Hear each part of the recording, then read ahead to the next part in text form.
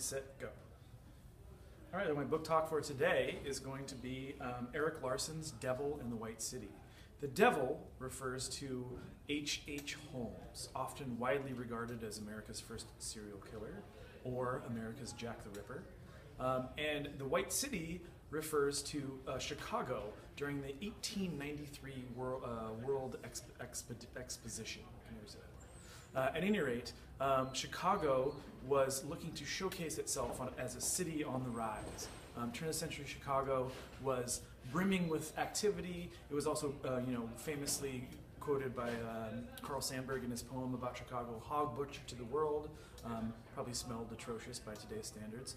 But in addition to that, they were trying to one-up Paris, who had had the World Fair last time around, and that's where we got the Eiffel Tower. Now they were saying, okay, Paris looks so great, so wonderful, we need Chicago to look just as good. And it starts with the bidding process. They outbid New York. Now they have a problem. Where are they going to hold the fair? They don't have any fairgrounds. So they basically, this White City was built in about a year and a half. Amazing feat of engineering. And in order to do this, they had to call in people from all over the world. The landscaping was done by John Olmsted, who did Central Park. And so he does all the landscaping. But concurrently, Larson does a really good job of weaving this other story involved. H.H. Holmes had also come to Chicago, drawn by all of this new brimming life, especially by all of these young women who are now coming to the city by themselves in search of work. And they would become, of course, sadly, his prime victims. He builds, over a series of many months, he builds this very strange and mysterious hotel. And his intention is to rent it out to boarders coming from all over the place to experience the World Fair.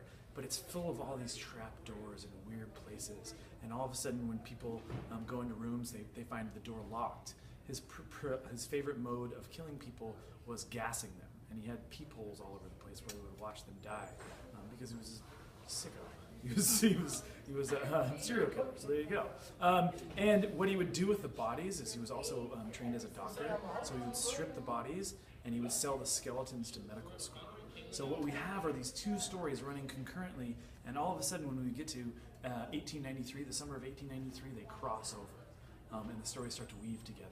So it's a fascinating story about a period of time that's really interesting, a period of great change in America, and then it's also a story about modernity too, where we start to understand a little bit more about the dark recesses of human psychology.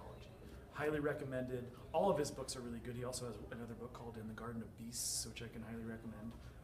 But great book. Pick it up today, read it.